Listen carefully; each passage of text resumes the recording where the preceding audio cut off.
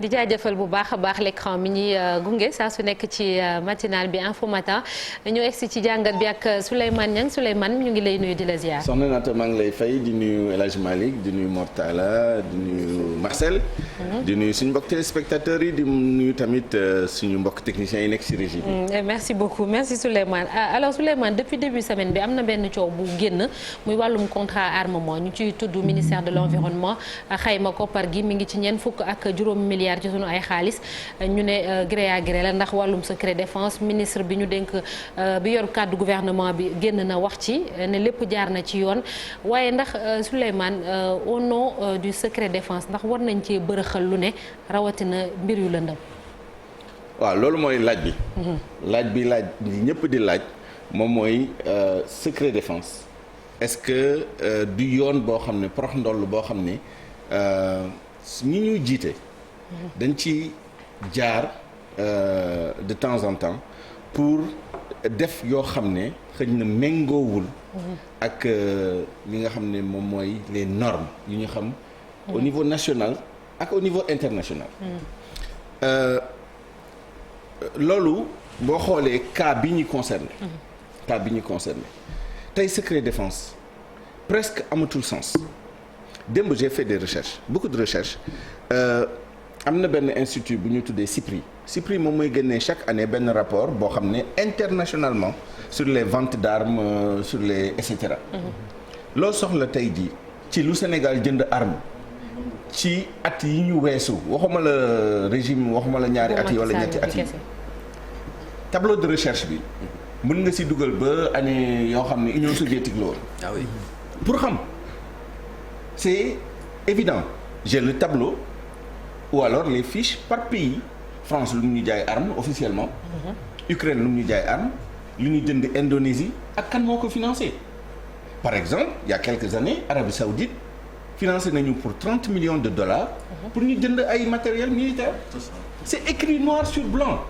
ana secret défense bi. ana secret défense bi.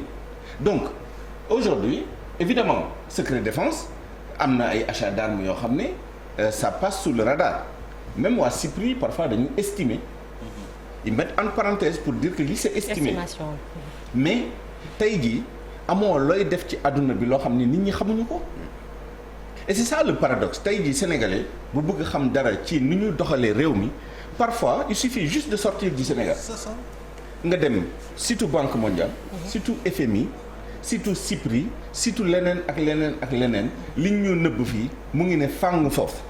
Donc il faut repenser la classification des informations fii ci Sénégal parce que ay secret défense confidentiel et cetera. C'est éculé. C'est dépassé.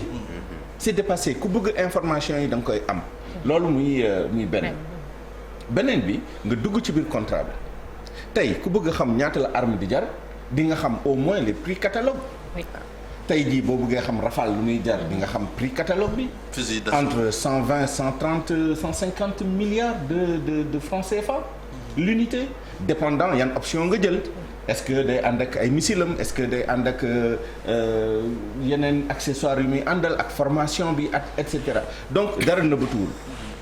de la même manière mën nga xam à peu près fusil d'assaut tey jii fusil d'assaut entre Kalachnikov la ak AK-47.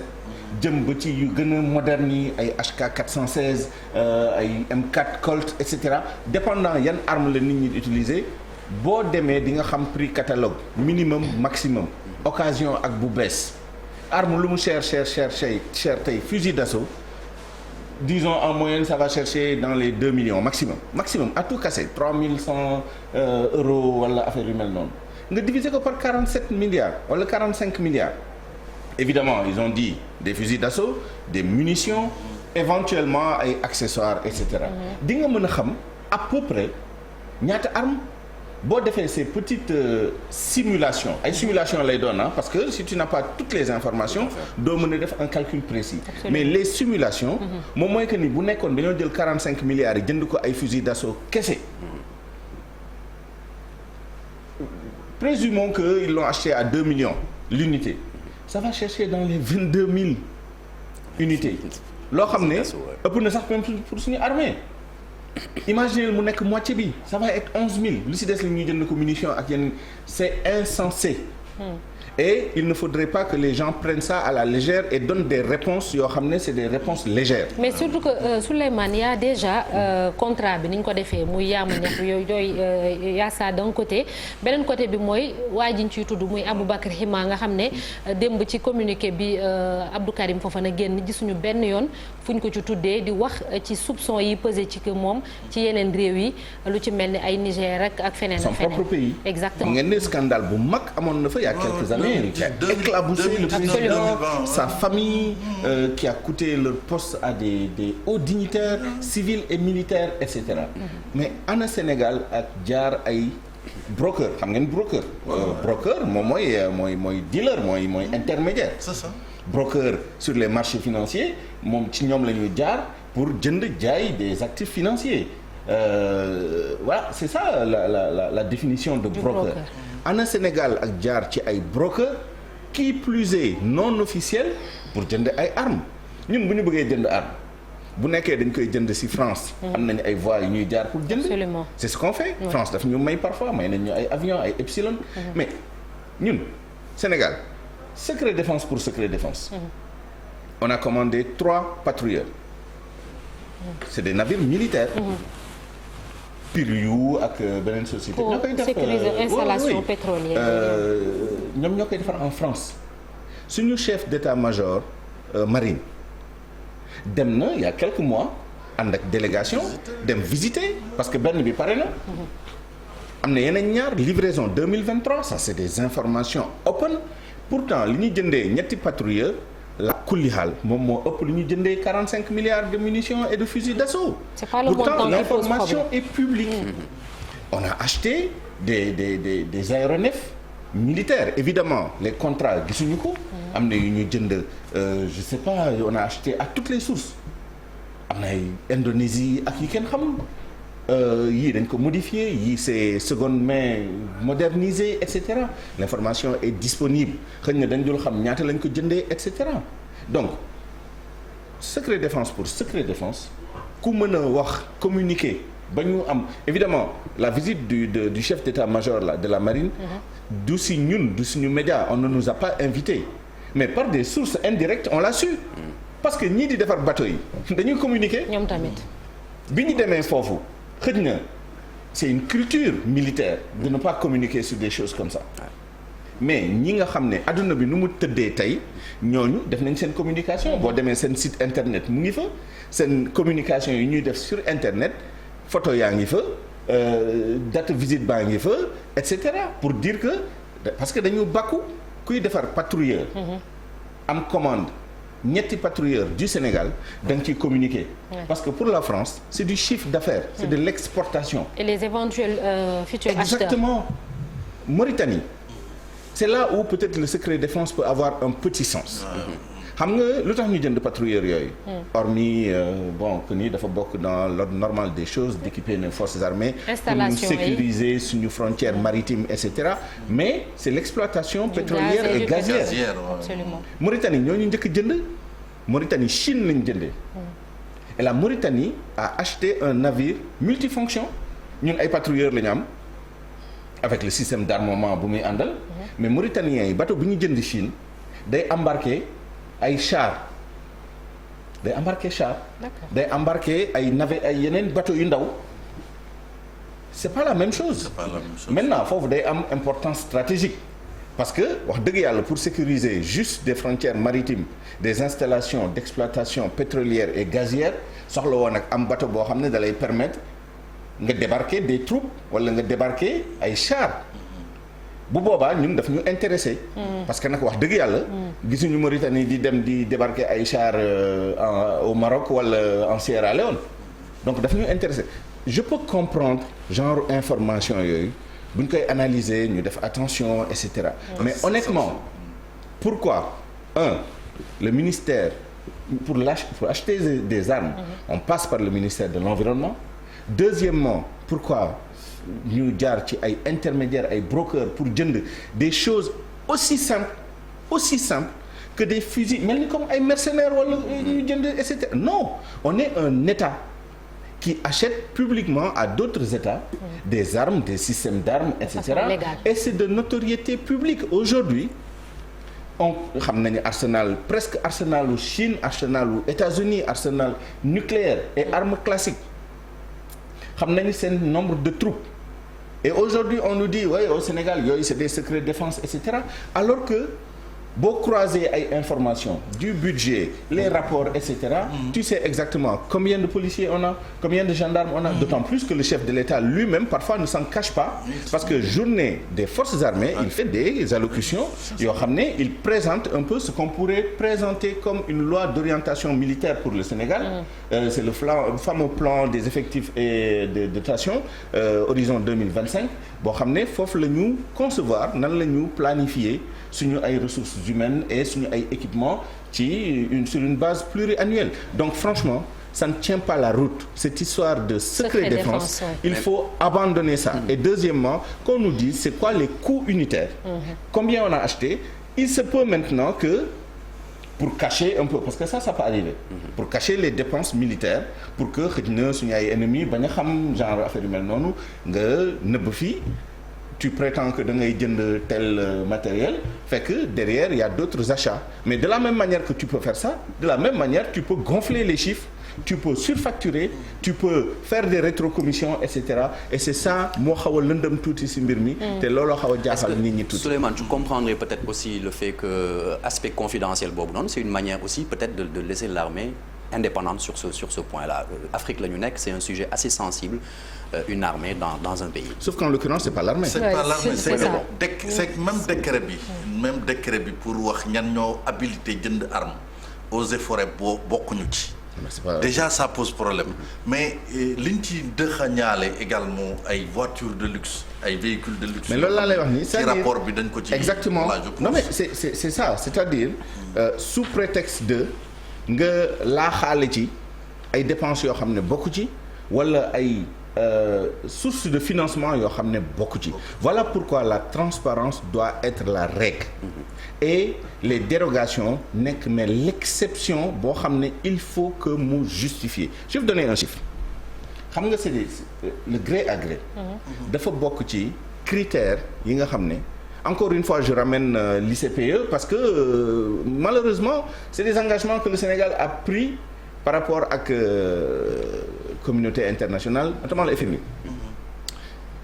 Bokk na ci critères yi en 2021 critères yi ñu engagé woon yëpp limiter subventions yi chiffres yi ñuy joxe fii en général c'est des engagements qu'on a pris 150 milliards de subventions. Am nañu ay engagements yu bëri sur la dette, sur les subventions, sur etc. Mais dafa am benn critère boo xam ne critère qui porte sur plafond des marchés publics de gré à gré pour 2021 pour 2022 pour 2023 moom mooy durée ICPE bi c'était 15% en valeur. Ce que je dis est important parce que ñii dañoo njàccaar ba nga xam ne boo préciser wul en valeur ou en volume mën nañ la defal 15% en volume représentant 90% en valeur. Ça veut dire ñu ne 100 marchés publics bul dépasser 15 yoo xam ne gré à gré lay nekk mën nañ jël 15 yoo xam ne boo jëlee lu muy peser ci xaalis 90% ci 100 yi lay nekk. Donc FMI ils sont malins. Et ça inclut les contrats d'armement.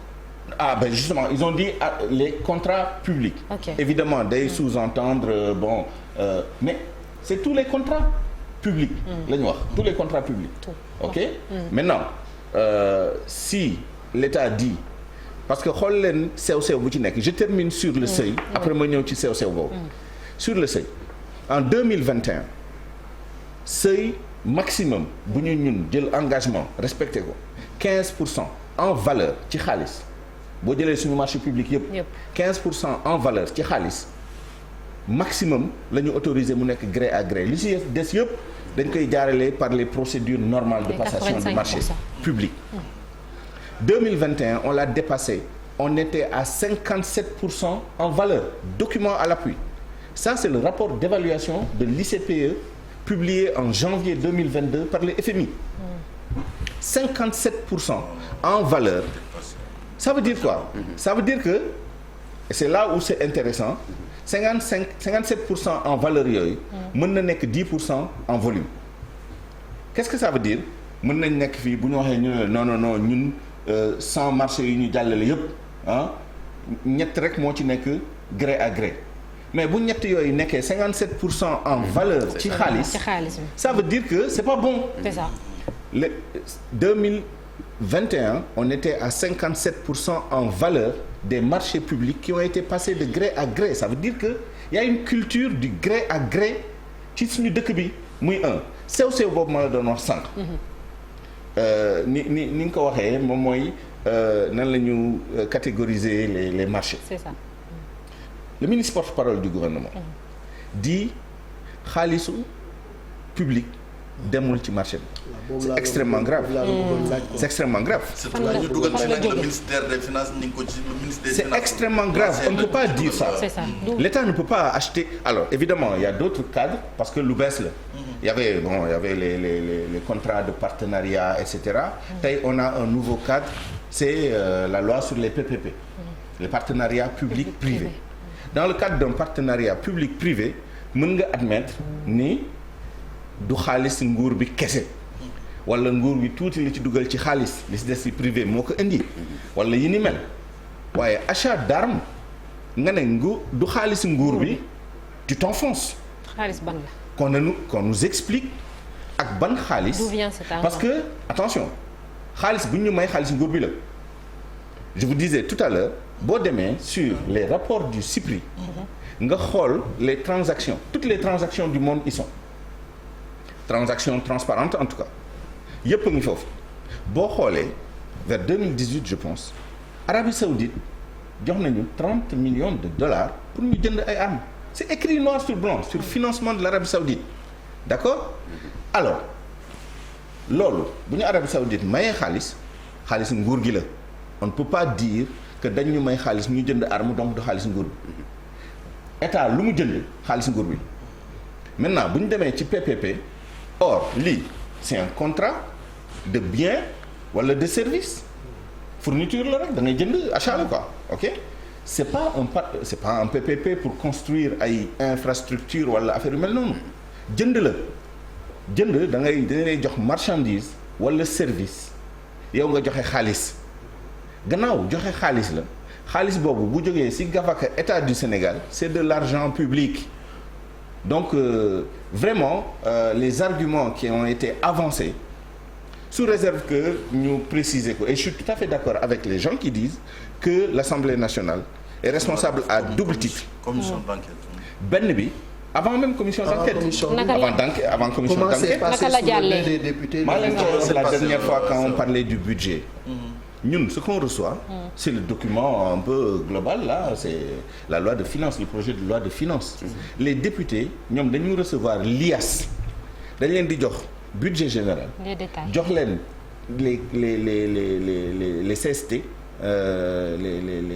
les comptes spéciaux du trésor jox leen les budgets annexes c'est-à-dire ils ont tout